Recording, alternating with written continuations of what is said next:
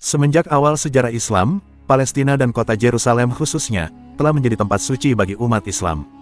Sementara bagi Yahudi dan Nasrani, umat Islam telah menjadikan kesucian Palestina sebagai suatu kesempatan untuk membawa kedamaian pada daerah ini. Menurut para ulama, penyebutan Masjid Al-Aqsa dan daerah sekitarnya, di sekelilingnya, itu sebagai negeri yang diberkahi, karena di daerah tersebut diutus oleh Allah sejumlah rasulnya untuk berdakwah di negeri dan sebagian menetap tersebut. Di antaranya, Nabi Ibrahim, Ishak, Lut, Yakub, Musa, Daud, Sulaiman, Ilyas, Ilyasa, hingga Isa alaihi salam. Karena itu, keberadaan Palestina sebagai suatu negeri yang diberkahi, tak perlu dibantah lagi. Sebab, dalam beberapa keterangan ayat Al-Quran, Allah Subhanahu wa Ta'ala telah menyebutkan berkali-kali akan kemuliaan dan keberkahan Palestina tersebut. Di antaranya sebagai berikut. 1. Al-A'raf 7, 137. وأورثنا القوم الذين كانوا يستضعفون شارق الأرض وغاربها التي باركنا فيها. Dan kami pusakakan kepada kaum yang telah ditindas itu, negeri-negeri bahagian timur bumi dan bahagian baratnya yang telah kami beri berkah padanya. 2. Al-Isra 17, 1. سبحان الذي أسرى بعبده ليلا نال اسجد الحرام إلى اسجد الأقصى الذي باركنا حوله لنريه عن آياتنا إنه هو السميع البصير. Maha suci Allah, yang telah memperjalankan hambanya pada suatu malam dari Al-Masjidil Haram ke Al-Masjid Aqsa yang telah kami berkahi sekelilingnya agar kami perlihatkan kepadanya sebagian dari tanda-tanda kebesaran kami. Sesungguhnya Dia adalah Maha mendengar lagi Maha mengetahui. Penuh berkah. Ibnu Abbas menyebutkan, yang dimaksud dengan kami berkahi sekelilingnya dalam surah Al-Isra 17 ayat 1 itu adalah bumi Palestina dan Urdun, Yordania. Abul Qasim As-Suhaili menyebutkan, bumi yang diberkahi tersebut adalah Syam yang meliputi Yordania, Suriah, Lebanon, dan Palestina.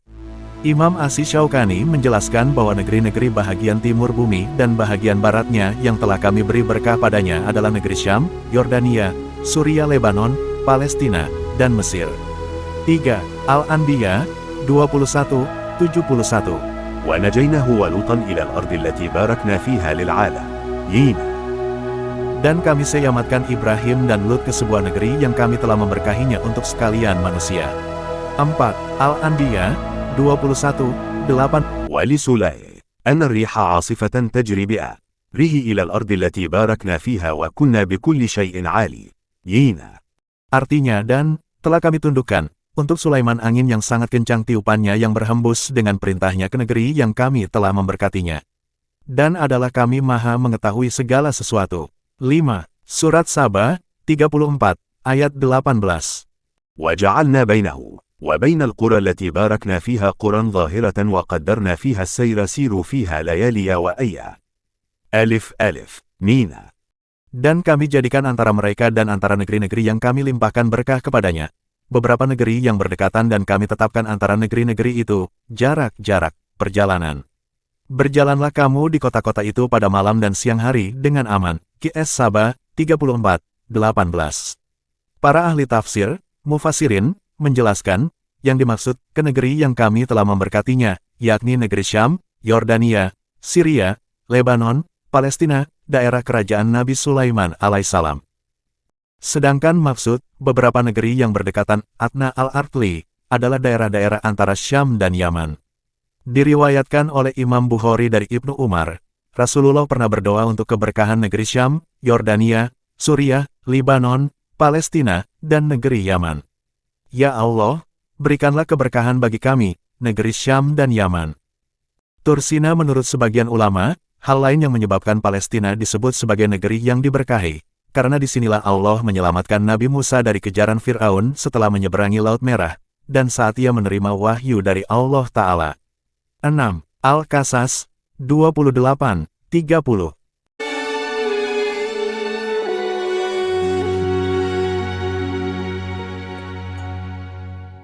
Maka tatkala Musa sampai ke tempat api itu, diserulah dia dari arah pinggir lembah yang sebelah kanannya, pada tempat yang diberkahi, dari sebatang pohon kayu, yaitu, ya Musa, sesungguhnya aku adalah Allah, Tuhan semesta alam.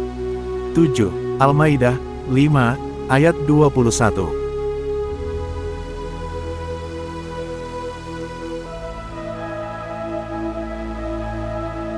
Hai kaumku, masuklah ke tanah suci, Palestina, yang telah ditentukan Allah bagimu, dan janganlah kamu lari ke belakang, karena takut kepada musuh, maka kamu menjadi orang-orang yang merugi.